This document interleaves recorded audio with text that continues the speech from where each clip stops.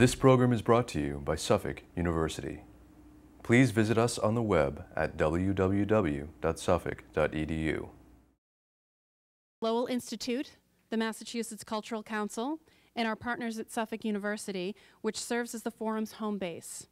We also thank our members whose generosity make this a free public event that's possible for everyone to attend.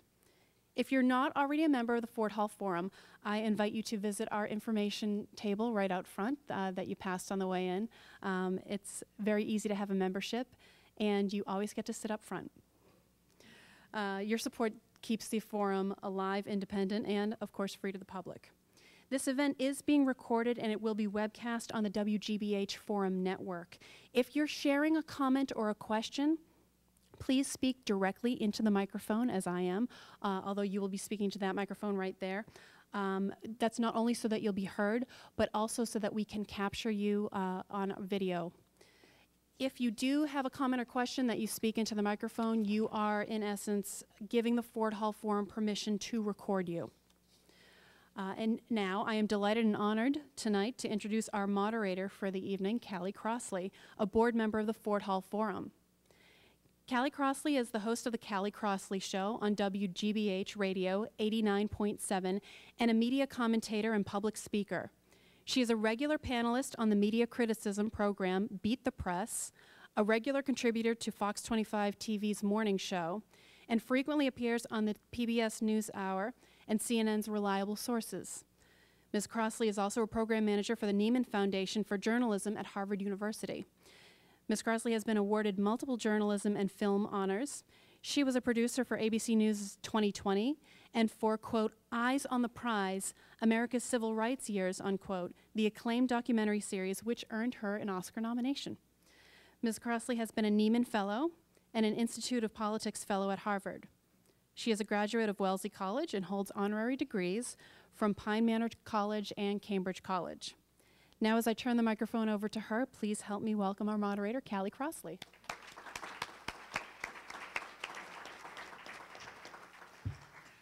Good evening. Oh, that's too tepid. Good evening. Good evening. All right, I like a little energy. All right, good. I just want to let you know a little bit about our speakers tonight, and they're all very accomplished, and we're going to have some exciting things to say tonight. So, to my immediate left is Joseph Porcelli, founder of Neighbors for Neighbors Incorporated.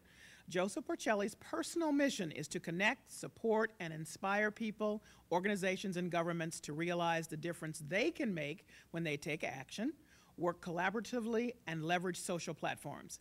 He spends his time providing online and offline community activation strategy and management to organizations.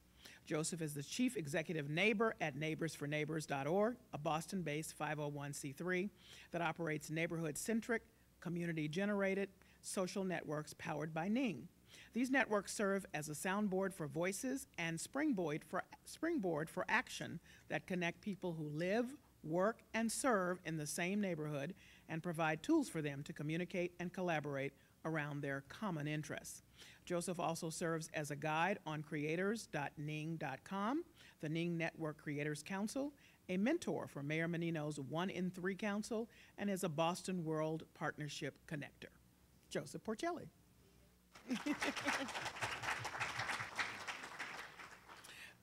Let's go to Chris, who's right next to him. Chris Csikszentmihalyi, director of the MIT Center for Future Civic Media. Trained as an artist, Chris Csikszentmihalyi has worked in the intersection of new technologies, media, and the arts for 16 years, lecturing, showing new media work, and presenting installations on 5 continents and 1 subcontinent. Chris is a 2005 Rockefeller New Media Fellow and a 2007-8 Fellow at Harvard's Radcliffe Institute for Advanced Study. He taught at the University of California at San Diego, Rensselaer Polytech Institute, and at Turku University. Currently, he is the director of the MIT Center for Future Civic Media. Csikszentmihalyi Computing Culture Research Group is known for developing political technologies that rebalance power between citizens, corporations, and governments. Their efforts include the Afghan Explorer, a teleoperated robot journalist designed to bypass Pentagon and Taliban press censorship, and Text Mob, a mobile phone-based activist system that enabled highly effective protests at the 2004 Republican and Democratic National Conventions. He is currently working on Extra Act, which will bring software-based tools for collective action to communities affected by oil and natural gas drilling. That's Chris. Csikszentmihalyi. Had to think about it. Great name. And finally, Nigel Jacob, Senior Advisor for Emerging Technology for the City of Boston Mayor's Office. Nigel Jacob serves as the co-chair of the Mayor's Office of New Urban Mechanics, a new group within City Hall focused on delivering transformative services to Boston's residents. Nigel also serves as Mayor Menino's advisor on emerging technologies. In both of these roles, Nigel works to develop new models of innovation for cities in the 21st century. Nigel is a generalist and believes that lessons learned in one discipline can bring new insights to other disciplines. It is from this perspective that Nigel has worked for many years as a software engineer/architect and has made significant contributions to a wide variety of areas, including computational linguistics software, library informatics, computer security, and computer telephony. Oh boy, I'm making it through this. Prior to his work with the City of Boston, Nigel attended graduate school in computer science at Tufts University. That's Nigel Jacob. Now, each of our guests is going to give about a 5-minute presentation, after which I will ask them a few questions, and then we're going to invite your questions from the floor. So you can be thinking about what kinds of questions, not comments, that you would like to ask our guests after they speak. Now, do we want to do straws, or shall I pick? Go ahead. All right, Joe, go ahead. Oh, no. I was just telling some of my friends that I was going to come up with what I was going to say after they went. I guess not more. So I wanted to kind of start with sort of setting a tone about what we do and what's important and why we do the things we do. So before you look at the screen, I just want to ask you a couple questions about the summertime. Like, what do you like most about the summertime in the neighborhood where you live? What do you do with your neighbors? Somebody just shout some things out. Cookouts, great. What else? Sailing. Wait, one at a time. Go ahead, you. Sailing in Boston Harbor. What else? Go to the park. Go to the park. What else? I'm sorry? Little League. Nice. Great. What else? Outdoor movies. That sounds great, doesn't it? Like that good feeling that you have, the time when you spend with your neighbors and you're doing fun things together. And maybe if your neighbors need some help when you're doing that together to raise money for maybe someone whose house burned down or someone who's having some sort of medical issues that you need to rally around to help them. That's really what Neighbors for Neighbors is all about. So today we're going to talk about technology, but I'm really talking about using technology as a tool to communicate and collaborate so we can do things together in person that are fun and that are meaningful and that are impactful. So does that make sense and that sound okay to you? All right, cool. So now let's talk about what we do. So Neighbors for Neighbors here is we're billing ourselves as the online infrastructure, the online social infrastructure for neighborhoods that connect people online so they can do things together offline and for each other. And I started making that point, but I want to drill it home with you again. So there, in our neighborhoods now, lots of people have moved in, lots of people have left, some people speak different languages. But how do you connect with these folks? Not everybody's willing to wear a name tag like I do all the time, and it really helps me meet my neighbors. But what if there was a tool that you could go online to the internets, the interwebs, or as we call the internet here, and just using the common language, and find out who else is in your neighborhood, what their interests are, what they're up to, where they're going, and when they're meeting. That's what Neighbors for Neighbors does, and it's important, and we call it the word infrastructure because we really think that's necessary right now, where neighbors know each other by name, feel safe, have access to and share information and resources, and feel empowered and motivated to actively contribute to each other's quality of life. So that's what we're working towards. And that sounds pretty good too, right? Great. Yep. So if you can go to the next slide, please, Jen, or actually we're going to pull up Firefox. And go to, yep, there we go. So this is an example of what one of our networks looks like. This is the network for Jamaica Plain, which we started about 2 years ago, and that was part of the initial pilot, and Nigel was a huge part of helping us define what this looks like, but more importantly, how city employees like the Boston Police Department captain, community service officers, and the neighborhood coordinators from the mayor's offices would participate and contribute.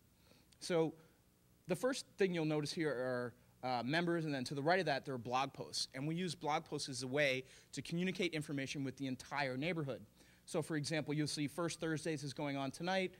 Just beneath that, there's a scam that's happening that the Boston Police Department posted to warn everybody of what was going on. Captain Grillian posted a firearm arrest. Often we hear about crime in our neighborhood, but what's happened? What's the follow-up? Well, in Jamaica Plain, and in particular here, the police department does a really good job of updating us on what's happened and what the progress is. If you'd scroll down a little bit, please, Jen. Beneath that, we have forum discussions, and this is where our neighbors find and share resources. For example, you can see there's a housing and office share. There is help wanted and seekers, and I guess those are the most popular ones right now, lost and found, and skill and tool share. So if you have a ladder that you're willing to lend, you can post that, and if you need a circle saw, you can also post that as well. Beneath the, a little bit further down, please, Jen, you'll notice the community calendar. This isn't anything new, but you'll notice there's lots of value on the network. Information about the whole neighborhood, finding and sharing resources, things that are happening in the neighborhood. And then if you go down a little bit further, you'll see that there's photographs and videos, and I like to say that this allows our neighbors to express the diversity and beauty in their neighborhood as they see it. And Jen, if you'd scroll back up to the top, please. Now down just beneath where it says Facebook, a little further. On the right-hand side against, I guess, the boundary, these are groups. And these are micro-communities that people organize around their interests and around their passions. And also businesses use them as fan groups, which allow them to sort of message out and tell people what's going on in the neighborhood. And Jen, if you'd be so kind, please, click on Hyde Jackson South Neighborhood on the right-hand side. Yep, there you go. This is a neighborhood zone group.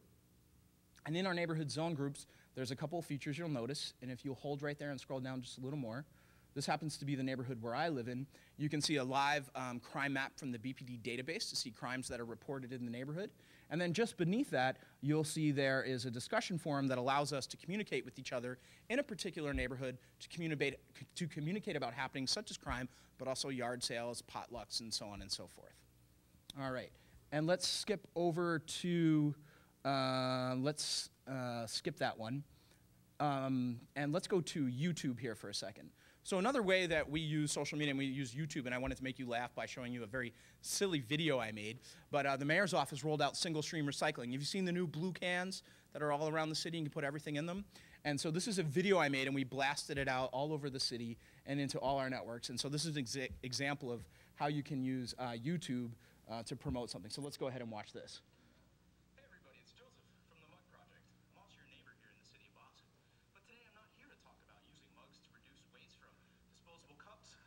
Here to talk about this new recycling program here in the city of Boston. As you can see, I'm in this fantastic blue contraption, which is single stream recycling. What's really unique about this is that you can put all kinds of stuff in this blue bin, like bottles that you're used to. You've got newspapers right here, but you can also put, what's that? I'm making a video to promote the new recycling thing. Sorry, distraction. Anyway, so you also have like plastic things you can stick in here. And if I wasn't in the way, you could also put your old recycling. So no more having to swift through and sort your recycling. Shazam, it's the new thing. Use them. And look for the discussions on Neighbors for Neighbors so we can actually figure out how to make this work together. Yeah, I'm not commenting. Thank you, Chris. So I wanted to sort of bring to light, like we talked about some serious things around crime, but you can actually have fun, make yourself look a little silly, but communicate something that's really important to you and educate people about new services that the city has. And that's one of the things we do as a part of our partnership. And then the last thing I wanted to touch on, and I promise that I talk about this, is what we're calling the Aquapocalypse. Have you heard that word yet? Yeah. You know, like the water main broke and we had to boil our water. And on Twitter, we're calling it Aquapocalypse. So this is a search on Twitter to see what people have been tweeting about. And a tweet is just a very simple, short communication. And it's tagged with things called Aquapocalypse, boil water, and H2OMG, which means Watermageddon, I guess, or something like that. So there's sort of a fun, as you can see, spirit to how people are using some of these tools, but to communicate and educate and in some cases mobilize each other around things that are all important to us, but in partnership with government. So that's my brief presentation. Thank you. Thank you. you, Joseph. Well, let's just go on down the line, Chris. Okay, maybe I'll stand up there to give mine. There's a TV personality, a politician, and a community organizer. MIT people are not as people, so sorry if this is going to be more boring than any of the others. But I'm going to be talking about a variety of projects that are interfacing information technologies, social media, the power of networks, and government in one way or another. And I'm going to define it into 4 groups, essentially. And let me actually start my stopwatch. There we go.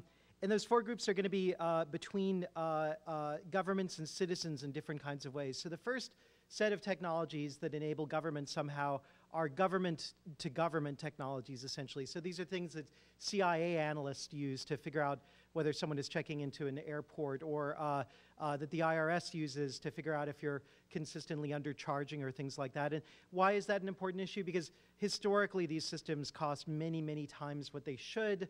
They're suboptimal. They're often 10 years late. So a lot of people have been working to kind of reform that process and start making demands of government that it, for instance, use open systems, things, the open source software that can be audited, that can be looked at by other people, where often the development is done without government having to pay for anything but the service contract. And finally, in such a way that the software is not locked into a single vendor through a particularly bad contracting process. So even though none of us see that software, and even though it affects us only tangentially, it's really important to us and something that we should make arguments for overall. The second set of technologies is technologies for government-citizen interaction in different kinds of ways. And this often has to do with what's called government transparency initiatives. So can you have software which basically interfaces often with that first set of software, where information about, say, congressional travel is not just gathered by the government to see if congressmen are breaking the laws and how badly, but rather becomes public as well, so that people can go through it and start looking to see, okay, who's paying money to my congressperson, who's doing what. And there's some really great organizations working on that. I'd mention ones like OpenSecrets.org, or the kind of the best one right now, the Sunlight Foundation, run by Ellen Miller, is doing pretty phenomenal work. And they're doing work on 2 levels. One, how do you get the government to agree to open data standards so that we can see what the government is doing, understand where the money is, follow it in different kinds of ways? But then also, how do you make that legible to everyday people? So Sunlight Foundations has, for instance, design competitions where you can basically walk through the street with your iPhone as if you're doing a navigation software, like on a GPS unit, and see what organizations are giving money to government by holding your phone up. And you literally see, dollar signs kind of flowing out of buildings and things like that. So some of it's playful, some of it's in the form of games, but there's a lot of ways that you can start building processes for both watchdogging and understanding, what the government is doing. Great for journalists, great for civic leaders, things like that. The third group that I'd mention is technologies that strengthen communities. And this is where Joe's work is really, really important. That in many cases, government is there as an extension of civil society, right? We tend to think of it as being this amorphous thing, but, at the local level, government officials used to be your neighbor. They'll be your neighbor again come the next election if you have anything to do with it. It's sort of an open, flowing process between being a citizen, and being in government. And as you go up, it gets maybe a little bit more abstracted. But the point is that government comes in to do things that it doesn't make sense for companies to do, and that, groups of citizens aren't likely to do. But there's always some gray area there. And so groups like Joe's are working with the police in Jamaica Plain and in other communities, helping the police do their job well, but then also helping the police understand the needs of citizens. So that kind of communication is great, and a lot of it has to do with really citizens taking over some of that role of organizing and activating. And that's also where the Civic Media Center that I run at MIT tends to engage in, is these things that strengthen communities of citizens, not necessarily of consumers or of special interest groups, but rather of citizens and civic groups. And the last group that I would say of these technologies, the fourth kind of category, is technology that doesn't help anyone. And so I'll just give an example of that. This is a project called Crime Reports. It's an iPhone app. And it looks a little bit like what Joe was saying, but there's a really big difference. This is just a map. It provides none of the context. It provides none of the communication with the police. It provides none of the communication with the neighbors. It's supposed to basically allow you to land in, my neighborhood, Somerville, and be able to walk, block to block safely. But in fact, I mean, someone asked, I was at a presentation where one of the designers of the software was presenting, and they asked the designer, can you bring up Manhattan? And the designer brought up Manhattan. And they said, what about the white-collar crime? The whole Wall Street area, there were no pins on it. Yet we've all had a significant amount of money taken from our pocket from that neighborhood. So, it's kind of a stupid application in that it misinforms people, doesn't give you a sense of the real risk, and moreover, if you're walking through a neighborhood with your iPhone, you're increasing the chance that you'll be robbed. So this is, the fourth category, but let me show some of the nice ones that do seem to be doing interesting stuff. This is C-Click Fix. It's sort of like an open ticketing system for the equivalent of a 311 system or Mayor Menino's phone line, where people can basically report that there's a problem in their community. It puts it in a database. People from the city can go to it to look to see where there are open problems. If they say they've solved it, they will mark it as being solved, and a citizen can go then and verify and say, this is actually solved, I agree, this is a problem that's been solved. So C-Click Fix. This is another one which is similar, called the Open 311 system, and this is an attempt to do this for any neighborhood, including small rural areas or cities internationally that are unlikely to be able to develop something like this on their own. So it's an open source initiative with lots and lots of contributors, essentially building an open 311 platform where people can report potholes and water issues and things like that. That's done by a nonprofit called Open Plans, or the Open Planning Project out of Manhattan. They've got a bunch of other projects. I would suggest going to their site and taking a look at some of what they're doing. This is some of our research at the Civic Media Center. The Mass Department of Transportation has been opening up some of their transportation data. This is happening in San Francisco. There are, for instance, iPhone apps where you can tell what time a bus is coming, so you know how long you have to get to the stop. But of course, not everyone has an iPhone, and a whole lot of people who have iPhones aren't taking the bus. So Rick Borovoy and a few other people are involved in essentially building small and expensive $100 LCD signs that can stay in your bagel shop or your corner store or your laundromat and basically say the bus is coming X number of minutes. The shop owner will be someone who buys it because it'll let people know that they have time for a purchase, pick up a pack of cigarettes, do whatever. And so the idea is to kind of create a public-private partnership using the data that MassDOT has been making public. We also are looking at a little bit of a higher level to try to understand how communities can inform themselves about their own situation and how they're doing. And this is an example of one called Red Ink, which has to do with how communities can understand whether people are buying locally, where money is leaving the community.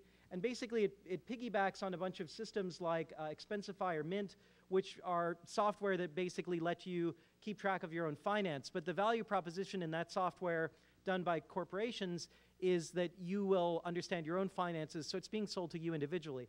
This is a system for communities or affinity groups or civic groups who basically want to understand their collective buying power. And so what it does is it allows everyone to basically allow their civic group to understand what's going on with some of their collective buying decisions. Oh, and it timed out. I'm not going to have time to log back in. But so I can basically say, there's a local, I want basically the city of Somerville to know what my purchases in Somerville come to and how much I'm purchasing outside of Somerville and what the areas that I'm purchasing outside of Somerville are. And Somerville can then use that information to see where money's leaving the community and offer that as a space for entrepreneurs to start doing development or seeing where people are bypassing local businesses to try to incentivize people to go to those businesses. And Nigel's working with another similar project that he'll probably talk about. And last, I'll talk about a great system which works more at the federal level. This is Little Sis, and you can see that, as they say, it's an involuntary Facebook for powerful Americans. And so this is really great for conspiracy theorists, but the data in it is actually quite good. And what it basically lets you do is look at an individual. I'll choose Robert Rubin because I was at his house for dinner once. And it basically shows who his closest friends and colleagues are, who his professional associates are, who's paying him money at any time in the past. And there's a tremendous number of interlocks, graphical applications that let you understand how these people are connected, where they're involved, when they're speaking at Congress, and things like that. So this is a great example. There's a local version of this happening in New York called Councilpedia, which is sort of a wiki that allows people to I don't want to say stalk, but figure out what their city council people are doing, 24 hours a day, and basically post it on to a website so that if a city councilman is talking in a particular place, or if you see them talking to a particular lobbyist, you can put all that information on. So it's sort of an alternative to local papers, which are increasingly going out of business, and to try to say, how can we organize the kind of collective to do this? So again, technologies for government, for itself, government-to-government technology is very important. We have a lot to say about that and should be involved. Technologies for government-city interactions, pretty growing area. There's a great conference called Gov 2.0 that covers that. Technologies to strengthen communities like Joe's work, and actually a lot of the stuff that Nigel and Urban Mechanics are doing, very, very important because it can take some of the weight off of government, but also help government so that government can amplify the services that they're providing. And then finally, technology that doesn't help, of which unfortunately there's a lot of examples I couldn't get to today, but we can talk afterwards. So thanks so much. Thank you. Nigel. Thank you. So when I first saw my co-panelists, when I saw the list in the original email that I got, I was a little concerned that it would be a love fest because I agree so much. We're so good looking. There is that, but I was a little concerned that it would just be a lot of agreeing between the three of us, and it may yet become that. However, I wanted to see if I could position myself just a little bit in a slightly contrary position to push back, just a little. I don't know how this is going to work, so we'll see. So I've kind of thrown out all my notes, so I'm just going to try to wing it here. I would begin by saying that the challenges of government, there are kind of two. So when thinking about this question of whether or not can the likes of Twitter, YouTube, and other social networks help solve real government problems, it seems to me in order to be able to understand that question and unpack it, it really does depend on what you think the kind of problems that government has to solve are. On the first hand, if you think that government needs to solve problems of transparency and bureaucracy, you arrive at one way of thinking. However, when if your view on government is that we are supposed to tackle things like public safety, education, economic development, and the growth of jobs, I think that you think about this question in a very different way.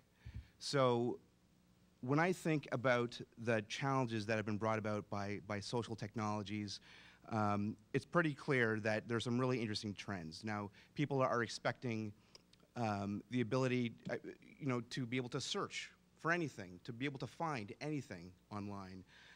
We're expecting to be able to share challenges or share experiences very easily with pretty much anyone that we want to, for the most part. We're also increasingly using our mobile phones, our smartphones, as interfaces to the real world. The challenge for a local government is to figure out, what do we do with all of that? We've developed an environment which is intended to deliver services in a very particular way. We build it once and deliver it forever in the same way. There's no consideration given to the services that government puts out there, to the notion of evolving the service, or how does the service innovate over time. So that's a big element. That's a big challenge. There are kind of two interesting lessons from the web, from the internet, that I kind of just wanted to briefly mention. There's this concept of peer production. Peer production is the idea that all the people that take part in a platform like YouTube are the ones that are actually producing all the content. I mean, YouTube on its own is useless, right? It's only when people start uploading videos that it gets useful. So that's called peer production or co-creation. So in that model, what begins to happen over time is that the sources of information, the quality of information the public are producing get better and better. So when we consider that one of the roles of government is to produce so-called canonical information, or to be a trusted source of information, how do we react to that? How do we react to the fact that there's way more content, in many cases better than what a government website has? What do we do with that? Do we start just copying and pasting from the web and saying there's other stuff out there as well, or do we stop providing services to people? So it's a challenge, is the long and short of it, that we're still trying to figure out. The second interesting practice from the internet is this concept of crowdsourcing, which is that you can take a problem and break it up into small pieces and get the crowd or the community to solve it. Now that's fine for certain kinds of problems where we're primarily talking about information or processing ideas or maybe even dealing with certain kinds of arguments. But that's only a small piece of the puzzle for government. We have to also, I mean, it's about roads, right? It's about physical infrastructure. It's about repairing lights. It's about making sure that you know, that we catch the bad guys where, you know, where crime is happening and so on. So is there a way to adapt or to use crowdsourcing to deal with those physical infrastructure issues, which at the end of the day, I would argue is the real reason that local government at any rate exists. So that was it. Wow.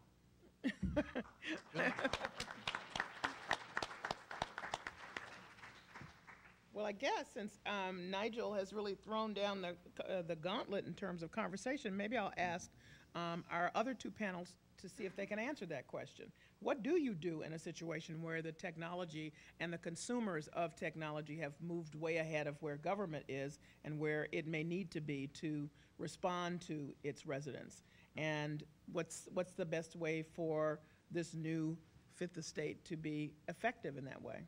Either one of you want to go first? Sure. Yeah. I mean, I think one of my roles over the last couple years that I played, I worked as a community organizer for the Boston Police Department and helped organize neighborhood watch groups across the city of Boston. And what I found, and one of the reasons that really motivated me to run with this idea with Neighbors for Neighbors, is there were great solutions in the neighborhoods, better solutions than the police department was working on.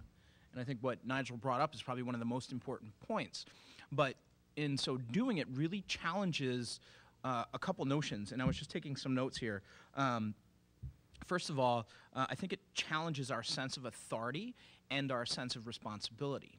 Because what if we did have the answers to the problems? And what if it just took us being willing to take some action? And what if we did start taking action? Like, how did things get done? People did the work, right? And I think there are a lot of problems out there that could be solved. So let's take crime, for example. This is an easy one for me, but if you want to stop cars being broken into in the neighborhoods, stop leaving your stuff in your cars, right? Take your GPS unit down. Don't leave your wallet on your dashboard.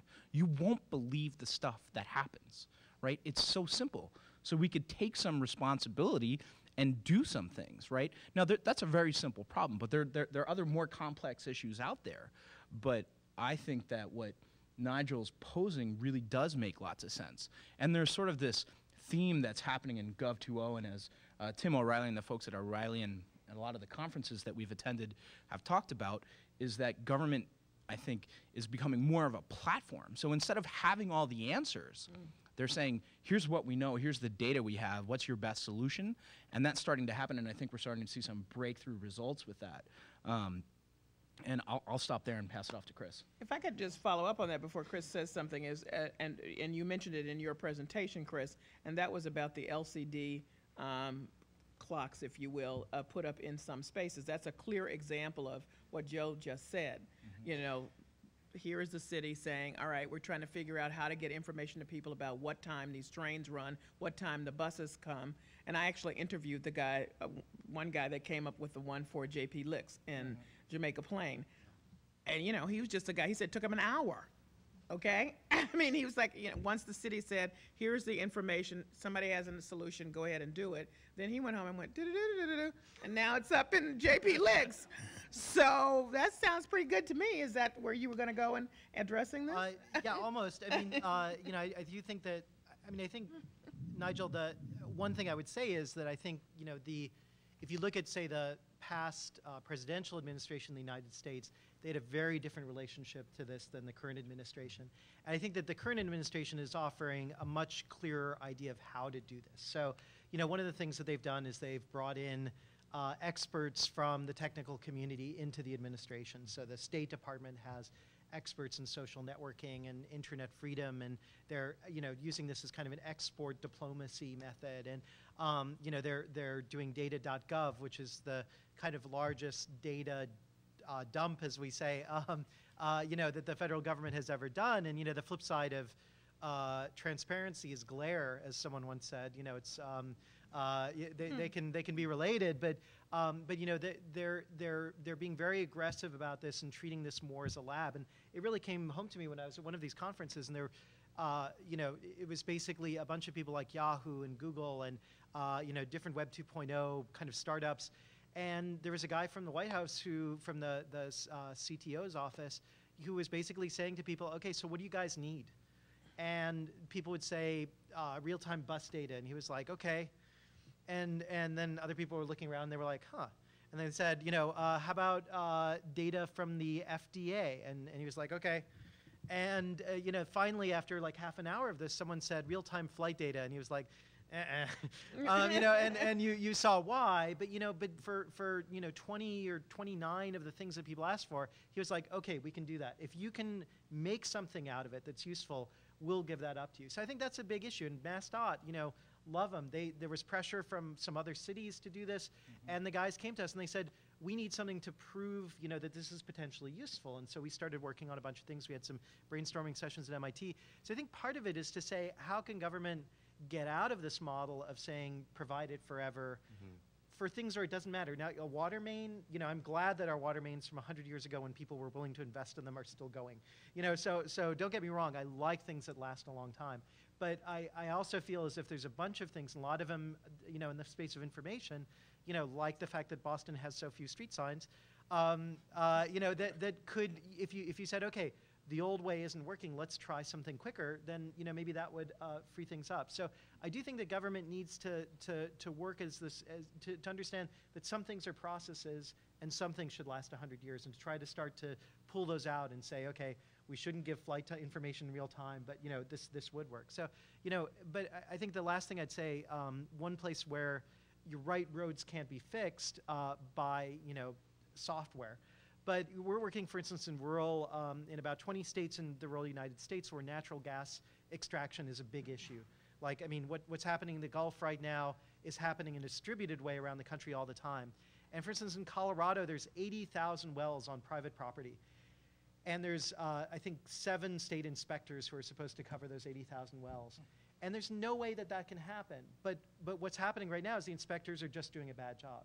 But if you start to look at some of the 311 and other systems like that, you can start to have people, say, doing triage themselves. Community groups can start saying, okay, this is an issue, so that it makes the job of those inspectors easier and they can figure out what's the most important thing to go to. So, roads, great that the city's building it, but I think some of the question about figuring out where there are potholes, better the citizens do that than to have someone going around. I saw a guy not too long ago in Cambridge who was touching everything metal on the street because of those electrocutions that were happening. Yep. I was thinking, I'm glad someone's doing that job, but what a weird job. This guy just going and touching every manhole with a fluorescent light, essentially, that would turn on when the manhole was electrified. And that's a critical, deadly issue, but there's a lot of ones like that I think can be devolved to the people for whom it matters the most. Joe, you want to add something? Yeah, I just want to touch base again on the idea of platform. And Neighbors for Neighbors is a platform. It's not a solution. And the reason that we built it that way is that, all these people had all these ideas, but I was the bottleneck. Everything had to go through me. People had to communicate through me. And I was staying up too late. I didn't have a life. But essentially what we did is we created this platform that allows people to self-organize around their own vision whenever they wanted. And it allowed other people to communicate directly with them without us having to be in the way. So I think sort of the theme that we're talking about in terms of putting this in English and something that you can understand with all this is that I think the concept of platform really is going to make a big difference. And it will solve the problems of capacity and solve the problems of bottlenecks, which I think will inherently help deliver the critical services of testing the bottle, what are they called? What are you called in the street? Help me out here. The manhole? Oh, a manhole, thank you. Oh, yeah, So, right. Stray voltage was the problem. Stray voltage. Thank you. Yeah. Sounds like a euphemism. Yeah, it does. Yeah. Can I? Yes, of course. Yeah. Yeah. So I'm pretty deep into the whole Gov 2.0 community myself. And I've been watching it as that conversation unfolds. And what I've found is that you've basically got two things going on, right? You've got technologists talking to technologists, and you've got technologists talking to government. And you have no communication with the public, right? So there's a whole, when we think. And why is that? Because technologists want to work on, so I don't agree with a lot of what I'm saying, but I'm going to say it because it's fun. You know, technologists generally want to work on the stuff that they like to work on, and the things that are that they would like to see solved. But there's no, I mean, it's totally unclear as to whether or not those sets of problems overlap at all with what the public, like you know, solutions to public good challenges. So what we're having is we're seeing so from our vantage point in local government, we're seeing these Gov 2.0 conferences and online discussions, you know, often many of them associated with O'Reilly, who's fabulous, by the way. And we also see these conversations going on in the community around what we need, what are the challenges, how do we organize around those kinds of things, and that's fabulous as well. But we're not seeing that cross-pollination between need and opportunity. And so that's a challenge. So the apps that we're seeing come out of the OpenGov initiatives, I would say, aren't connecting very much with some of the on-the-ground challenges of communities. How do I deal with, supposing I'm a recent immigrant to the United States, like in Boston, so this is a real problem. I can't read the signs, you know, because I speak Vietnamese as my first language. So what does having newer apps of any sort do for me? It really does nothing. So there are very basic problems that the dots aren't getting connected on.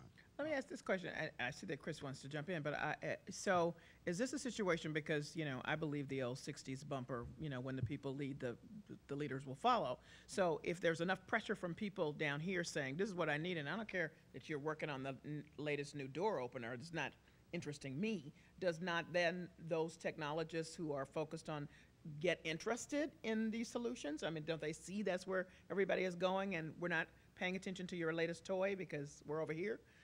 Does that not happen?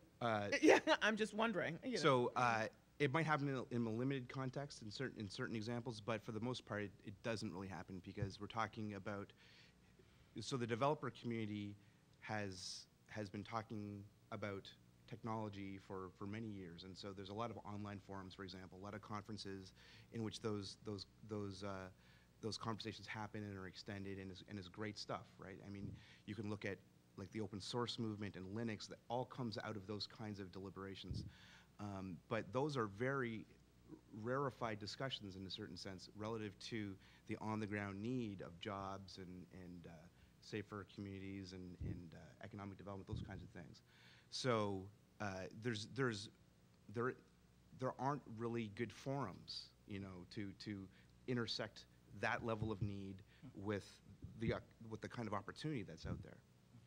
Go ahead, Chris.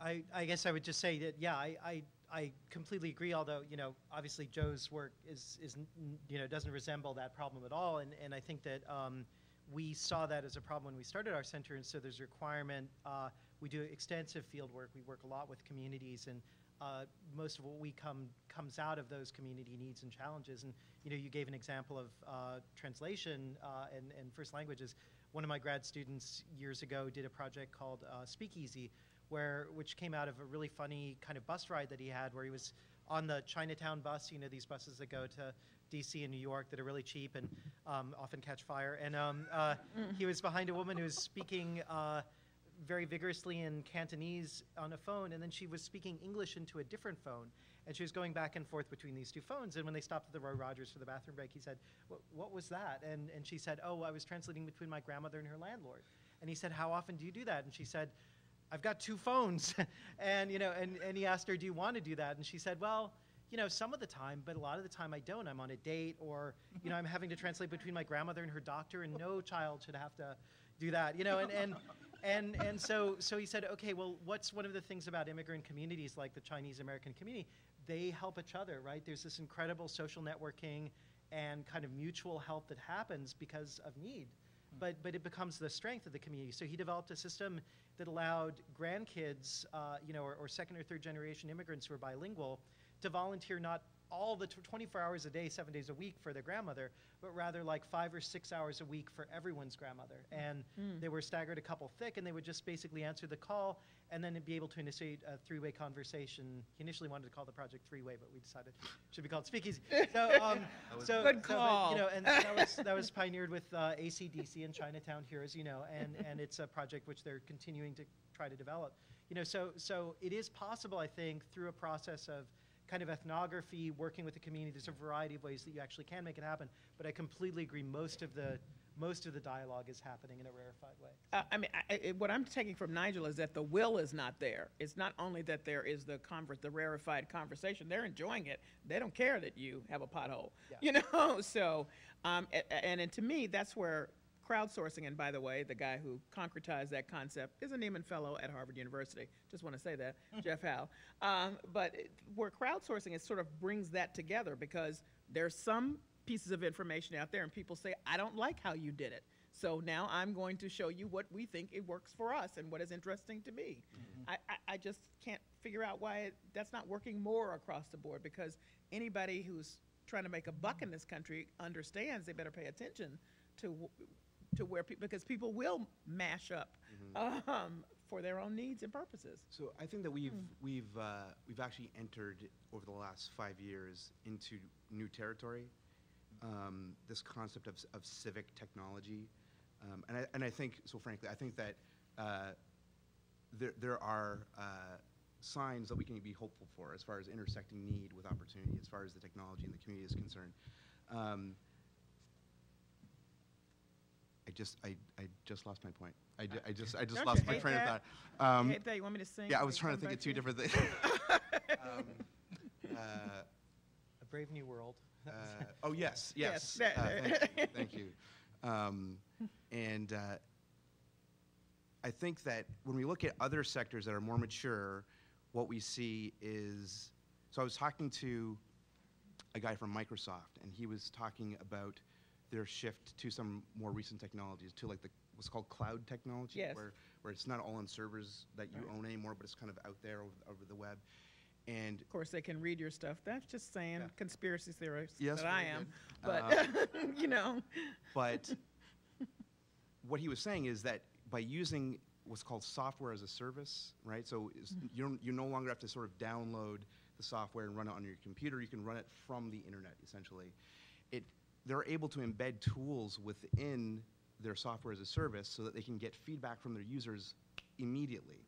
So they no longer, so in the case of Microsoft, they no longer have to wait, or the public, or neither of us really have to wait for these long product cycles to get the feedback and to pull it back into how they're thinking about their products. It's a constant process. I mean, it's a moving target for them, but that as an approach, I mean, and Google, Amazon, that's what makes their site so interesting, is because they do evolve very quickly, because it is software as a service. The challenge has been that in the civic space, so in the civic technology space is basically trying to use cutting-edge technology to address public good, right? In the most general sense. So it could be software, it could be physical hardware as well. I think that a lot of those tools and approaches, like having the automatic feedback built into the tools, just hasn't been there up until very, very recently. So my feeling is that we're going to see some improvement over time. I think that as more cities start using tools that allow, for their websites or whatever, to more easily gather that feedback right away, then they will very quickly. So I mean, local government works like Microsoft did, 10 years ago, maybe 15 years ago, where it was slow-moving, ponderous, because there's a very long process between which we roll something out and for it to improve, right, through the natural course of just working with it. But I think the same sort of things that will happen in the civic technology space, that we'll begin to see these sort of rapid iterations happening, and you'll see, projects that I think, go. Governments aside, for citizens, it's really important for them to see quick feedback too. And that's again one of the things I really love about Joe's work, is that like there was a fire in your community and you did fundraising immediately, you know, the same day to try to get people to provide stuff for the family that was displaced. And then you sent follow-ups and you said, you know, this is how it worked out. And so people could see, oh, you know, there was a direct effect of this action. Trust. I mean, I think that's one thing we haven't Exactly, talked about is, do people trust government, right? Do we trust that these things are going to happen? And I think that one of the things that we are doing well, to toot our own horn for a second, is you get that feedback, right? You see the captain saying, there was a shooting, we made an arrest. There was a fire, we raised money, here's how much money we raised, here are the people we helped. So those cycles, Nigel, you're absolutely right, have really gotten much shorter, and our ability to communicate is much quicker. I mean, another example, back in September, there were 5 assaults, 3 at gunpoint within 3 hours in my neighborhood. The next day, we had 6,000 flyers distributed by 50 volunteers, and if you walked home on the street where those muggings happened, you would be accosted by neighbors saying, hey neighbor, I got your back. And that's like a very powerful experience, but it's because this technology is in place and we can mobilize the stakeholders who are the people who live in the neighborhoods, and because we have the partnerships where we can turn something around very, very quickly. And there's actually a very satisfying quote. One of the victims said, you know, I was gonna leave the neighborhood, but my neighbors made me feel safe again and I stayed. That's valuable. Okay, so let me ask a couple of, you know, broader questions, if I will. One is, how do you make sure that everybody is in the circle? Okay, because this is great if you're all in it and you know what's happening and you can communicate with your neighbors and you know it, but you know, lots of folks find anything related to technology actually off-putting, and then there are some people who are just not engaged at any level. So how do, you know, if this is the way it's going and that's the way it's going, how do we make sure that everybody's in the tent? Well, I mean, from a certain perspective, that's always been a challenge, right? There have always been segments of the population that are not connected to anybody, right? So it's not as though, I wouldn't even say that technology exacerbates the problem to a certain degree, because the same people that weren't connected before are still not connected, and they're whether it be the shut-ins, the elderly, sort of linguistically isolated communities, and so on. So I think that technology sort of shines a light on that problem, but certainly doesn't make it worse, I would say. Admittedly, there are a lot of people that don't want to use technology, but you know, when you consider something like a 311 system, right, like an open 311, there's a phone line, right? You don't have to be using smartphones and whatnot. So I think that the lesson is that it's not a problem of technology. I think this is more about our society and the disconnectedness of it already. I mean, I'm thinking of Bowling Alone, those kinds of, those kinds of observations is a fact of modern life, and that we as a culture need to solve. And how do we do outreach? And so I think that, you know, Joseph's work is totally on point for tackling some of those issues. So I think that, what does the solution look like? I think the solution basically looks like more community engagement from the people that are in the know, reaching out to their neighbors, especially those that are isolated. It's this multi-channeled approach. You know, we can't think that it's all going to happen because of SMS or websites or even phone trees or mass mailings. I think you have to do all those things plus other stuff. One of the things we do is, and I think one of the reasons we grew as quickly as we did and as powerful as we do, is we pass out tons of flyers. Like, if you live in JP, you've seen me at the T-stop, and I'm going to shake you out. I'm like, welcome home, here's a flyer, boom. And I'm going to hit you with a flyer. And it's in English and Spanish, right? And we have block captains organized on our networks.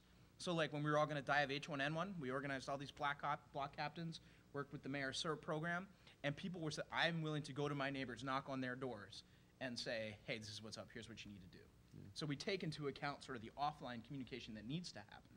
And I think, you know, like Nigel said, I think this is a problem we've always had. We're trying to figure out how we can use this technology that we're communicating with online in between when we're meeting in person to reach people that typically haven't been reached. And I think another something that we haven't talked about too much yet is, you know, text and mobile communication. There's a gentleman by the name of Joe Edelman who's created something called groundcrew.us that allows, so let's say something's happening right now, 10 of you volunteer, say I will do these things. I have this little dashboard and I can send text to you to say, okay, here's what you have to do to help. And other people can text and say, yeah, I want to help too. So there's lots of technologies out there that don't have to go on the internet. That can just be from your regular mobile phone if you send a text. So those things are coming up, and they can be incredibly powerful. I'll give you an example. So we had like, what, 20 feet of rain in March? Do you remember that, all the rain we had? So Boston Cares got notice from the state, and they put a call out for volunteers to help sandbag. And I'm like, oh, I'd totally do that. I like to, shovel stuff, use my muscles and everything. And I called the line, and it was busy. I called it 10 times, and I couldn't get through. But if they had Joe's information, you could text in and say, yes, I want to help sandbag. I'll get another text back that says, okay, Joseph, can you please go to this place? And maybe I'll get there, and they had enough volunteers to say, Joseph, we have another. Can you go here? Imagine how many more bags would have been, how many more bags would have been distributed in such a less time. And imagine the user experience of the people who want to help would have had a better and more satisfying experience who would help again. And where were you when they were trying to get those rebates for the appliances? Hello? Yeah, I got mine already. I wasn't worried about anybody else. Okay. I'm just kidding. All right. Well, thanks very much for those very provocative comments. That's just the opening. Now it's your turn to ask questions that you are burning to ask these very knowledgeable panelists. Please go to the microphone and identify yourselves. And I'm asking for questions, not comments. Questions. Come on. I know you have some. There you go. All right. A lot of neat ideas, but I'm wondering how it's financed. Each of you come from 3 different backgrounds, 3 different types of organizations. Could each of you kind of talk about where the money's coming from to support this? Because I sure would like to see it go forward. Great. I'll start. Go for it. So we have no funding. There you go. Yeah, so Ning is a very inexpensive platform, and actually there are people all over the world starting to do neighborhood models. There's W14 in London, there's Oak Park in Chicago, and now there's Hub City Living in Compton, California. And it costs about $20 a month to run one of these networks. And we've been trying to get funding, but quite frankly, it's been challenging because funders in this economy are looking for impacts based on programs, not on platforms. So 3 years from now, they'll be funding it. And fortunately, the technology doesn't cost that too much time, and I'm just really willing to work really hard for the time being. But you can make a donation to Neighbors for Neighbors, and I'll see you outside. Thank you, sir. Go on your website, and you can find a place to... Yep, my cards are right out front. Donations of $50,000 and greater are greatly encouraged. Thank you. From my perspective, so funding is a huge challenge. There's no doubt about that. And I think that we need to get creative about how we think about funding these projects. So for a local government, the challenge has been our ability to fund things and to put together funding packages is highly constrained by state legislation. Right? We have to go through an RFP process, and we have to do these sorts of things, which both slows down the process to a standstill, so that we can't. It's so slow that if we wanted to do something, for example, and fund Neighbors for Neighbors, we could do it in like 10 years or something. I mean, it's just very slow. So instead, we're taking the perspective that what if we thought differently about the way these projects run, rather than thinking about it as a project that'll run for a year or 2, it'll cost $1 million, and we'll likely lose funding somewhere in between and kind of die a horrible death. Instead, we should think about funding smaller scale projects or pilots, say on the order of $20,000, that will have it'll be smaller, both in terms of impact, but because it won't have to go to RFP, that we can fund more of them over time and actually think about them as experiments to explore different opportunity or different possibilities in the problem space.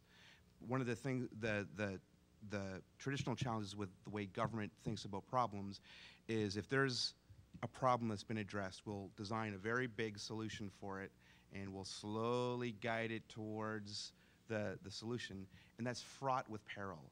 So instead, we want to kind of crowdsource it, right? So we want to break this thing into 100 pieces and find, sow a garden of possible solutions and let them have at the challenge.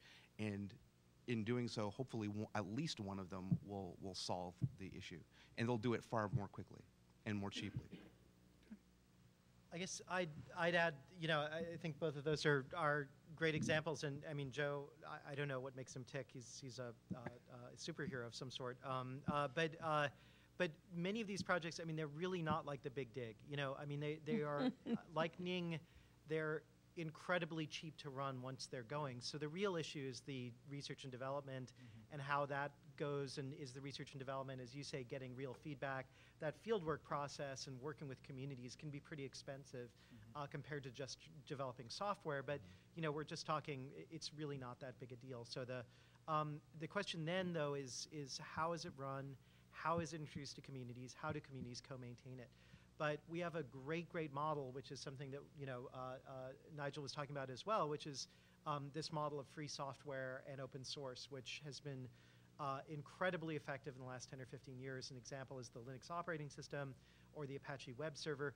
These are systems that are trouncing Microsoft, and the you know, foundations that run them have a savings of, you know, $500 at the end of the year and yearly expenses of like $50,000 or $60,000. So how does this incredibly complicated technology get developed? It turns out that lots of people have created businesses that are making money through this, you know, and so it's not a one-to-one match of a piece of software and an enterprise that runs that software. And so we really look to that as a great model, because what you can start to do is to say, this can create things for which there's no one market for, or, you know, one company that needs to make money to do it, but rather a bunch of interested, concerned citizens around the world can collaborate on Open 311, and with some seed funding, essentially they will volunteer their time because it's an issue that's important to them, and then they'll collaboratively maintain it as well. And that, it sounds like magic, it's actually not, but it's an incredibly effectual system that's just trouncing a lot of private, huge corporate initiatives. And so we really see that as a way of doing software and technology in the public good, you know, with a very different funding model than we would have expected prior. And a great example of that, I mean, the US government used to subcontract this stuff out, you know, we would, as taxpayers, would be reamed. It would be terrible. And moreover, what would almost always happen at the federal level when, you know, some contractor comes in and says, we'll serve your data to the public, which by law has to be public, we will do it as a value added, and so we'll end up charging people. And, you know, there are these databases like federal court records where every search you do costs a couple bucks. You know, but this is by law supposed to be public, but it costs a couple bucks. And so some guys at Harvard started a system where basically they developed a Firefox plugin that caches the information anytime a lawyer does a search and then puts it up on a public database, because it literally costs nothing at this point to host. So they're basically scraping this system that's charging, and they've got 70% of this for hire system is now being served on a free public database. So people are doing it even without permission. You know, and so I think that, you know, I don't want to come off like a libertarian. You know, I'm really into government, but, you know, unfortunately the government is an easy mark for a lot of technology developers. And we think that there's some really great labor models out there which offer a different approach. Okay, good. Thank you. Come to the microphone. I see a hand in the back. Please come and identify yourself.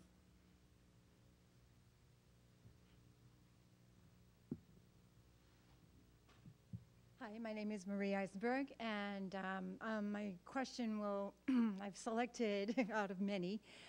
Doesn't Ning collect data and then therefore owns the data that you're processing when you allow them to host? That hosting is happening somewhere and the data doesn't belong to you anymore, just like the people who pay for the searches are actually the ones who are getting reflected in other databases. So isn't this just another way of like sending all our data off to someone that we don't even know who it is and can account for? Sure. I haven't looked at the latest privacy policy on Ning. I know about a year and a half ago there were some questions about that. And when I remember when I looked at it, I wasn't concerned. But they did just announce that you can export all of your data out of your Ning network if you want to go somewhere else. So I think that'll solve that. And what's the impetus for that? The impetus for that is Ning is no longer allowing or offering free networks. So because they will start charging, they've changed their business model, and this is something I actually advocated for, is that you will be able to export all your data. Thank you. You need to be worried about Google Buzz. They're evil. Yeah, I know. So, I mean, I think... This way, I agree. Okay. You know, it's a great question, and one of the things that we're really interested in is developing software where communities keep their data. So we've got a student named Jeff Warren who actually flew down yesterday to the Gulf, and he's working on a project called grassrootsmapping.org, which is related to Google. That right now, if a community wants to, for instance, create a special map, a Google map, where they put up community information, Google then owns that information. And so Jeff Warren has basically been working on a set of mapping technologies called grassroots mapping, which allow communities to map themselves but retain all the data information that they use in the process. And again, that's possible now. It costs him a couple $100s a year to keep that system running, but communities get to walk away with the data for themselves. So. I think it's important. I'm Ed McGowan. I was wondering, how do politicians feel about these systems building up, like Mr. Rubin and so on, and all his buddies? I'll let you comment on the little system. Well, yeah, so Mr. Rubin and his buddies are no comment, is what they usually say. We did a system called Open Government Information Awareness, which was our kind of response to the government's Total Information Awareness System, a system that they were running. Well, former Admiral Poindexter, the only felon out of Iran-Contra, became a defense contractor and then ended up working on this gigantic government initiative called Total Information Awareness, where they were basically spying on everyone all the time. And so we came up with the proposition, well, who could change that? And the answer was the Senate. So we figured if the government can spy on us all the time without our permission, we should be able to spy on our governors without their permission, knowing that one time Jimmy Carter had the nuclear codes in his dry cleaning. So basically as a way for any cab driver, pharmacist, prostitute to put up information about government officials. And we ended up taking it down because we actually don't like that world. We don't like that future, either where the government is spying on us or where we're spying on the government. So when the Senate ended Total Information Awareness as a project, we took down our project. But we got a lot of feedback from politicians, and it was not too pleasant. But we could always come back and say, well, we have evidence of your infidelity. So it was sort of a little bit of an arms race. I got a new network for you. Let's do old boyfriend network. Let's do that. I want to see that with all those associations. Next. Oh, yes, sir. Please, up to the mic. My name is Arthur Obermeyer, and I think that especially the government is just very slow in adapting to new technology. Technology is way ahead of what really can be done. And some very simple things need to be done. First, in terms of available feedback, and second, a question I think everybody else can relate to. Just in the past week, we had a water main break, which meant almost no one here was able to have use water for drinking for a couple of days. Now, I found out about it when a friend sent me an email and said, don't drink the water. What time was that and what day? That was, what was it, Monday? Saturday? Saturday. It was Saturday, and it was about 3 hours after it happened. Great. And, but what I should have done is gotten an email from my city saying, don't drink the water. They don't have the capability to do that. And I don't know if anybody lives anywhere where they did get an immediate email. Well, that's good. Yeah, so there were actually phone calls and emails, and Twitter actually all went out. Well, I eventually got email from What city? Do you live in Boston? Newton. In Newton? Yeah. Okay. From my state rep. Well, we can't. That was about, Yeah. that was about 8 hours later. Yeah. But the So friend the- is. So you're actually hitting. Pardon me? In Boston, was that for seniors or everybody? It was everybody. Everybody. Yeah. The challenge that you're talking about there is making sure that we have sufficient coverage over our population, which is in fact a big problem because right now, how would your average citizen know to go to cityofboston.gov and sign up for different alerts? I mean, if you're there for some other task, you might think to look for that sort of thing. That's the reverse of what's needed because people don't. You have to reach them rather than have they reach you. Agreed. You Right, can't expect.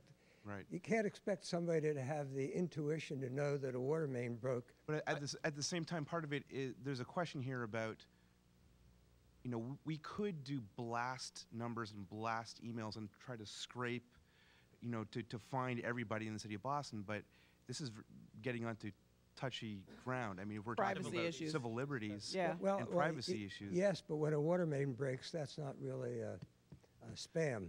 You have to be very, very careful about how you I use think it. there's probably a lot of people that would disagree with you as far as Because the question is, what would they use the database for? Exactly. In another situation. So there are a lot of people who wouldn't want that. I'm surprised that no one had big trucks of food coloring. Because I mean, if I turned on the tap and the water was bright green, Yeah. I would have started looking for information. But Yeah. Interesting. That's a good idea, actually. You got to go up Yes, to the ma'am. microphone. Please go to the mic, yeah. Hi, my name is Deborah Finn, and I'm Facebook buddies with at least 2 of you. So anyway, I want some advice. Not you, Chris. Sorry. You can be if you want to. Okay, so I want some advice from the Fifth Estate here. I work on a project which Joseph knows all about. It's called Ask Your Lawmaker, and so we have this online tool, and anybody in the world can go online and ask a question of any U.S. senator or congressperson, and then these aggressive journalists run over and stick a digital audio microphone under the nose of them as they're coming out of the senatorial washroom or whatever, and get an answer and post it on the web. And it is like pulling teeth to get real people to do it, to go to the website and post their question about any topic at any time of the day or night to any senator or representative. I work pretty hard trying to engage with concerned citizens and advocacy groups. So I want some advice from the Fifth Estate about how to pique interest and actual engagement at that level. I'll take my answer offline. My question would be just from a media perspective, if the questions are narrow enough. In that sense, they have to be. I think the more you have specificity and narrowness, you can get to people. So if it's like, are you mad about the water main break? But if it's like, on your street, did you know that you got 30 more gallons of bad water than the people over on the next street? Okay, now you got my attention. What are you talking about? You know, where was my guy? Was he in the Caribbean? Right. You know, when I needed to figure out what was going on. So are you asking me if I'm suggesting you said you wanted advice. So I'm saying if you narrow the questions that you are asked, in framing the issue, to encourage we people don't frame the issues. We tell people, ask whatever you want. So I think that's the problem. That's the problem. We ask them to be as specific as possible. I know, but people can't do that. Yeah. So one of the things. So the whole model's wrong. We should all go home. Okay. No, I think your model's great then. Okay. And I really like what you've built there. Okay. I think it's finding people when they have a problem or a need and suggesting this as a solution at the point of pain. Yeah. I would agree. I think that campaigns, not political campaigns, but like public awareness campaigns, they're targeted, they're focused, right. And they get a lot of people engaged because they use different techniques than just and ask us whatever it is that you want to ask. I think that this is the challenge, actually.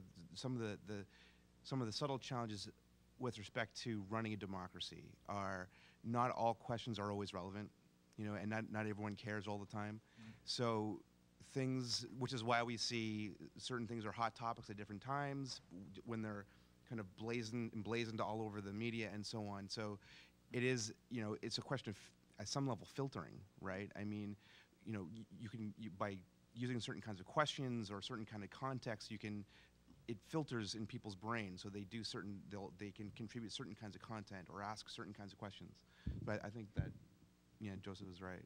I think focusing on events or specific needs, but also I think you want to look at so I don't know if you're aware of Public Insight Journalism. It's a project out of Minnesota Public Radio, and they basically have a network now of 70,000 people that they use to field questions for stories. So sometimes they're looking for feedback. So like during the financial crisis, they were like, okay, we have 250 bankers in our community. Let's start asking them what we should be looking at. But then people will also send them emails and say, this is kind of an interesting thing that's happening with NASA. Physicists will write to them. So of 70,000 people, there's this really nice kind of cross-section of the community. But, at any one time, most of those people aren't engaged. But at any one time, 20 of those people are engaged. And so I think as you build your network, you're going to find that it really helps. And I guess the last point is that people's professional identification or their area of interest or their area of specialty is a big deal, and so, our kind of notion of the citizen, this kind of amorphous unit, is actually not a particularly active, entity. But, when we're working, we end up, finding that doctors will engage with something particularly, or lawyers will engage with something particular. And the same, when it comes to like Josh Micah Marshall and Talking Point Memo with his crowdsourcing, he puts out these documents, and they're not for everyone. In the end of his community, a few people will engage with a particular document because they have expertise in that area. So I think, as you grow your network, you're going to find that you'll find that engagement on particular issues at particular times. But the way to grow that network is to approach those people at a time when they're in trouble and then bring them in, and then they'll come back to you later again. Not to be self-serving, but if you take a page from talk radio, I will tell you, if I say, we're talking about this, give us a call, almost nothing. If I say, we're talking about this, and I know that you want to know about if your house is on fire, to whom should you, will the fireman who just got $19 million respond to you, then it makes a difference in how it is phrased. And I'll just give you and then I was listening to Dan Ray on BZ going home one night, the night after there was a vote on Rick Perry's bill. And it was voted down very narrowly. And he just literally took the sheet and said, do you want to know what your representative, how he voted? Call in. So somebody say, I'm from Somerville. How did so-and-so vote? And he said, well, he said no. Oh, no. And they said, well, what about so-and-so? He said yes. Okay. And so on and on and on. That was the entire show. And people were all up in arms and very interested. Even for people who weren't up in arms, they were interested in how other people voted. So I would say narrow and define and frame. And I know you like to test things, Deb. So I might suggest searching some hashtags like fail, gov, mass on Twitter or wherever it is, and then DM or direct message, send a direct message to those people on Twitter and say, like, hey, you want to make some noise? Yeah, actually, our guest this afternoon and our interactive Ask Your Lawmaker podcast, we also have a podcast in addition to letting people go online, is Dennis Kucinich. So I was looking for people who were reaming him out on Twitter and saying, sending them messages saying, would you like to ask him a specific question? How'd that go? Click here. We'd like to have the answer. We'd like to get answers. Did you get any answers? Yeah. Nobody responded.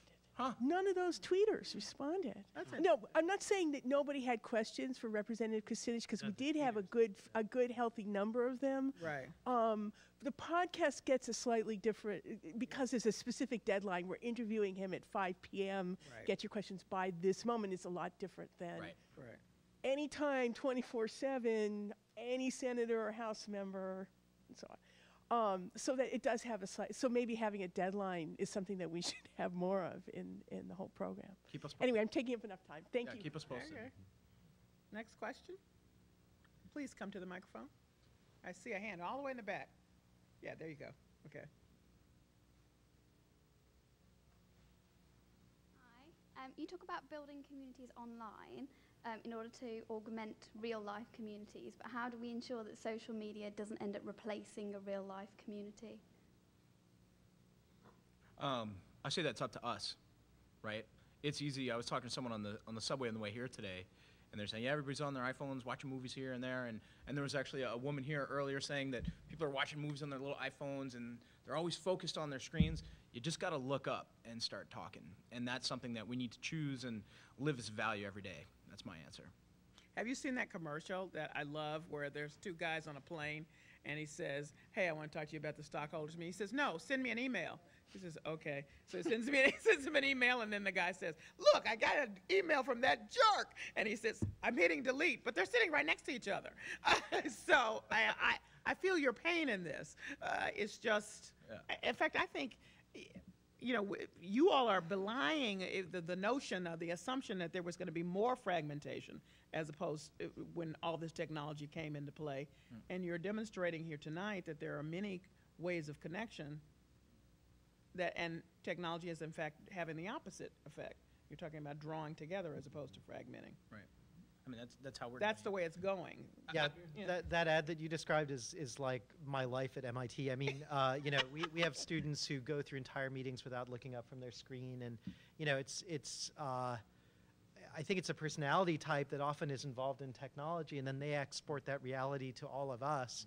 and we're screwed. But on the other hand, you know, a lot of these technologies are more like what Joe is trying to do, which is to say that you augment the existing kind of community in interesting ways. And, you know, one interesting example we always bring up is getting together with friends for younger people with mobile phones is completely different than it used to be, because people never agree on where they're going to meet, or, you know, what time they're going to meet exactly. They just leave it up to the last minute and do this interactively through the phone process, which is kind of stupid on a certain level, but it works for them. And, you know, they still end up getting together. So I think it's not so much that you see huge amounts of isolation. You do, but rather that the way that people agree on when they're going to meet in public, what they do when they meet in public, what they spend their time doing when they meet in public is changing. Yep. And, you know, we have to be pretty careful that that changes in positive ways. And I think that we're just in this transitional period where it's a question of, like, what are the social norms for a lot of this behavior? Because, so in my experience, we've gotten to the point where in a lot of meetings there's a lot of split attention, right? So I'll be talking to you, but I'm also doing this, right? And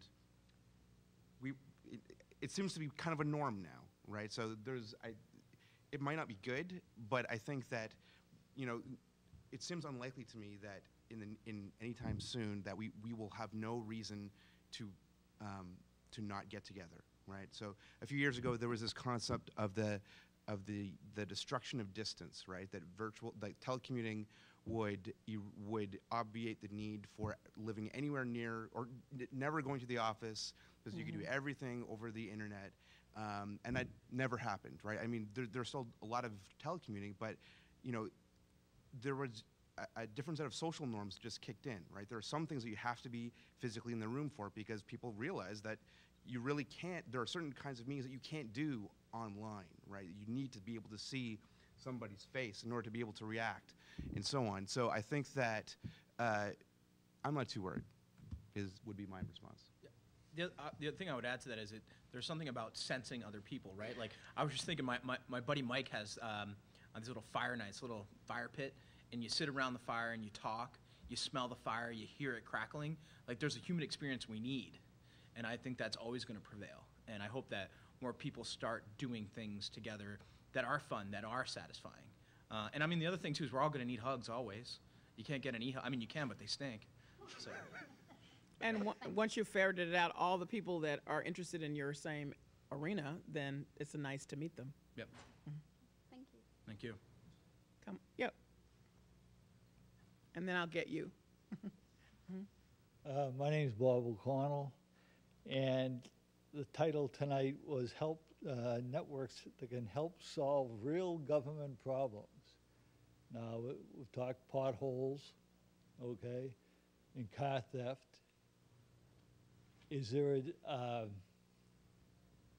are there any restrictions that are going to be built into this? In other words, what if we get into international type situations? Nuclear war, what's going on in Iraq and the Middle East. It's more than just answering, you know, picking up the phone and whatever, and answering what my legislator did, how he voted, and yes, I appreciate it, but the next caller says, no, I don't appreciate it.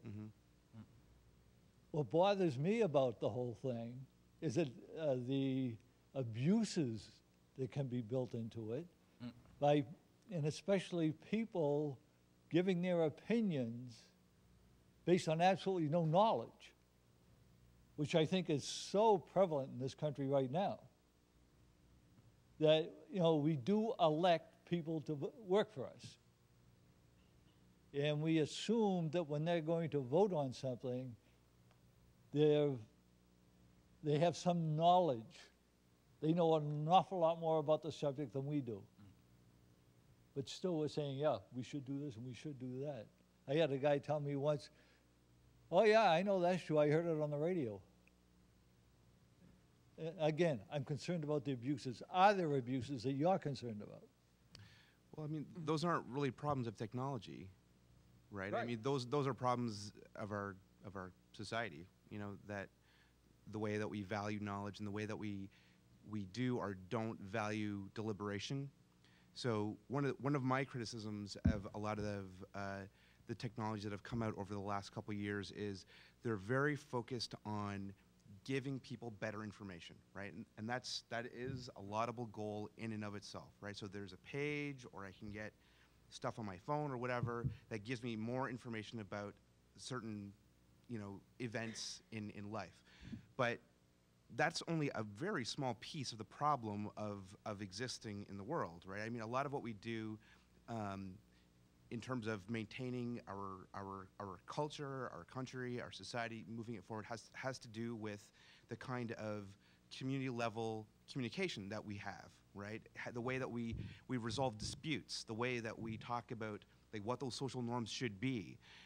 So I think that, so Joseph's platform and a lot of Chris's work actually as well focuses around that piece of it, the participatory, the deliberation, and I think so there needs to be more of that and less, websites with lots of facts and figures on them. That would be my take on that. Yeah, I mean, if you want to see failure of deliberation, you can go to YouTube and look at the comments. They're just awful. I mean, they're filled with hate speech or, close to hate speech, and it's a terrible way of doing it. And there's a guy who runs a organization called eDemocracy who was experimenting with how do you get people to be more civil online. And he had, one great idea, which is allow people to only post once a day. And when you know that it's the only time you post, you basically think about it more. And I think of those YouTube comments, 20% of the people produce 80% of the really bad comments. And so if you limit them, you've already cut it down significantly, the damage that they can do. So there are ways that you can kind of come up with rules of procedure and rules of how you interact, instantiate those, leave those up to the community to some degree to form, but make them form rules, and then you'll get much more kind of civil discourse. On the international level, I think one of the biggest issues for me right now is thinking through Citizens United and the ability of corporations to form public discourse and to essentially get senators elected on the national scale or the state Senate scale.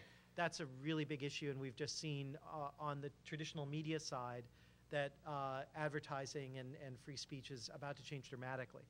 And so I look at systems like Little Sis that I showed that basically is a way to do essentially intelligence on powerful people who are affecting their change out of the public discourse through money and through influence. And I think that there's a lot of space for that. So that I think is going to perhaps keep us from getting into the next Iraq war, or war of convenience. I'm not going to say it's going to work, but it's a great avenue that we should be pursuing because, right now, I think our media system is in a lot of trouble, and there's nothing to replace it yet. Clay Shirky, a very smart commentator on this, said, this is a real change, and in real change, things break before the new thing is created to fix it. And we're in that space right now. And so what you're looking at is people are a little desperate to try to figure out, how do we ensure that democracy exists, even when traditional media is in a real period of crisis. So on the international perspective, that's the way that I've seen it working out the most. Callie, I think we have time for one more question. Okay.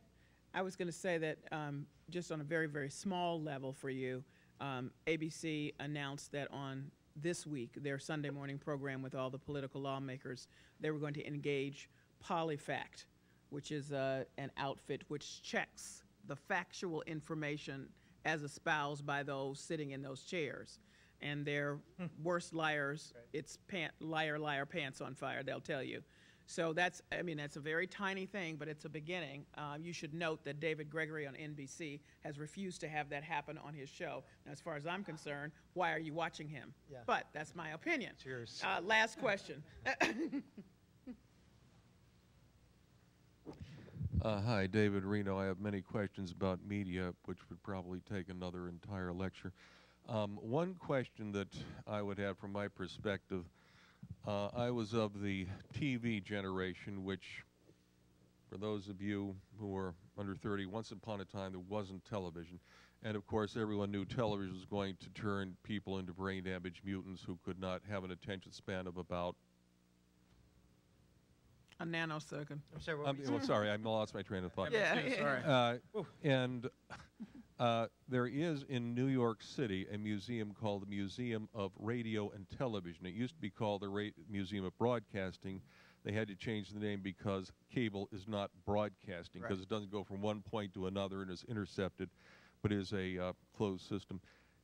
Has anyone, since we are in the middle or somewhere in the process of a technological revolution with computers, has anyone today seen any wisdom of saving things like websites that may have expired so that they can then be used to, as a historical perspective, the way that scholars can today go and read the papers of William Randolph Hearst and Joseph Pulitzer on microfilm to get an idea as to what the yellow journalism of a century ago was like?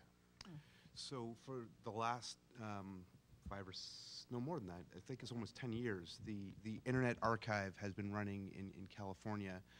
It's funded by an independently wealthy person with lots of money and time to archive the entire internet. So they save everything. So if you go there, I think it's internet.org. Archive.org. Archive.org. Archive.org. And they have what they call the Wayback Machine. So you can actually look at older versions of the website going back to deep into the 90s, as I recall. So that's a fabulous resource. And they save everything. They save the text comment. They save any linked files. So if I wanted to see what I look like with hair, I could. Yeah. You could No, you just said the 90s. Thanks, Chris. Thanks. I'll give you a hug later. Thanks, buddy. That's an excellent question, and thank you so much. Thank you. Good to know. All right. Thank you all very much. That was good. Thank you to our fabulous panelists tonight for joining us. Thank you. Thank you. Thank you, everyone. Please visit the info booth if you're not already a member. We'd love to have you in our club. And tonight, we offer our fantastic moderator and our speakers, Democracy in the Making, Fort Hall, and the Open Forum Movement, just as a token of our appreciation. Thanks a lot. Good night.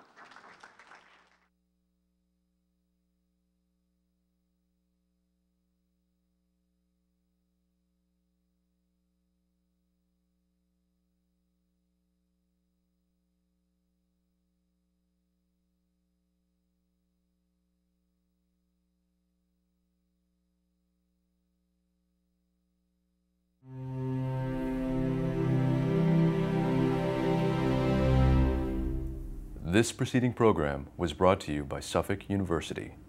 Please visit us on the web at www.suffolk.edu.